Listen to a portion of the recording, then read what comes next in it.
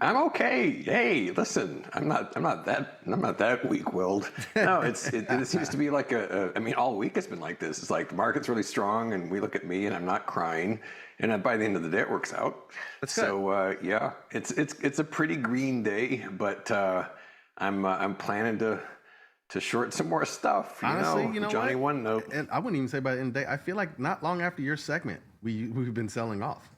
Yeah. It's magic. Yeah, I have the power. And this will be the last day in our natural lifetimes where we live in a world without the ticker symbol SPCX. So I think the moment of silence is due. Yeah. It's going to be crazy. The market's pricing in a ton of volatility. Even products like Tesla, Rocket Labs, they have kind of this like binary event implied volatility priced in there. So it's going to be wild. It's going to be wild. Yeah. Well, I've got something different today. Usually we thumb through some kind of live charts, but I made some images last night with some index symbols that I kind of painted and dolled up a bit. And these are static images, but I thought it'd be worthwhile to take a moment to thumb through those and talk about them a bit. Cool. Let's do it. Okay. So these are as of yesterday's close, so this does not include today's activity. But there have been some interesting shifts taking place, and these are all roughly the same span of time. And most of these are equity indexes. But so we begin here with the NASDAQ composite, the CompQ. And we had this long consolidation period, which, as I've pointed out many times, was a great fake out because we broke down from this range, retraced. And this, in classic charting terms, this is only the place to go short because you're mashed up against this massive overhead supply. But it made this leap, this gap above. And in retrospect, we can see that it was the beginning of this multi-month uptrend. And then what's also happened in the past few weeks is twofold. One, the uptrend has failed. The timing of that failure has varied from place to place. The Dow kind of took the longest. And the other one is that we've got a pretty nice little topping pattern, which is the new definition of what constitutes resistance right now. And so, for example, with yesterday, at its highest level, the market did a beautiful job pushing right up against this multi-week reversal top right here. So we've got a broken uptrend, and then we've got this dip below. And like I say, these are not live charts. So if we saw this now, we're rallying toward that that resistance again. So long as it stays below that block, that's a pretty useful area to note in terms of when the selling will overwhelm the buying. The NDX, the NASDAQ 100, kind of the same beast here. And we had our bottom, across the board. Basically, March 30 was the bottom, and we've rushed higher.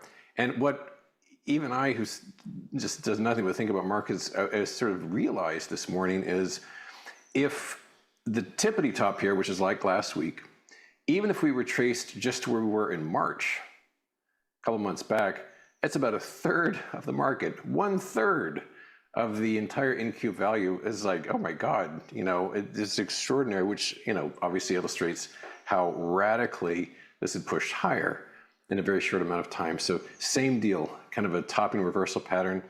And getting away from the pure tech stocks, and this is one that kind of took its sweet time. Here's the Dow 30 Industrials. And they only cracked their uptrend on, I guess that would be Tuesday. And we had a nice big tumble yesterday. And so interestingly, just Friday, 4 trading days ago, was the lifetime high in the Dow. And we were still above the uptrend, but now, same deal. We're below the uptrend, and we've completed a pretty tidy little reversal top here. A couple more of these in equity land here. S&P 100, the OEX, very clean. We can see about, I haven't counted them out, but it's about 3 weeks or so, 3 trading weeks of activity. Nice dip. And what kind of captured and captivated me about these charts is that yesterday's high did such a good job tagging the underbelly of that overhead supply, the bottom of that range. And so that is especially tomorrow when things will be so crazy, that's going to be the key level to watch in terms of, all right, do we have a real downturn going on, or was this just, as it was down here in March, just a total fake out? And the last equity one, I've got one final chart after this, is the all-important S&P 500. And here's this beautiful rounded top, breakdown, push higher. And you know things were kind of going wrong pretty early, actually, as of here. We had penetrated that pattern again, and it started kind of pushing deeper and deeper, and then put on its tennis shoes and jumped right higher, blasting higher here, and then the breakdown occurs. So once more, this is the key level. And then just one last one, kind of quite different from the rest, is the XAU, which is the gold sector. And in this instance, we've got this beautiful right triangle top, and it's much bigger than the ones we just saw. And I'm sure it's been disconcerting to precious metals fans because it's like, wait a second, there's inflation, there's war, isn't this supposed to be good for precious metals? But from a charting perspective, after that sort of ecstatic leap late in January, it's just been breaking down ever since into a series of lower lows and lower highs. And my own kind of mental target for these months has been, if gold can get back down to 4,000, maybe it'll find some stability there. Because this is a psychologically important level, and that's deep enough, it's more than 20% drop from where we were late in January. Maybe that'll be the zone where things settle down. The chickens agree. And so we're approaching that. But what kind of gives me pause is I look at a chart like this, it's like, this isn't anywhere near support. So I'm sort of holding off on any.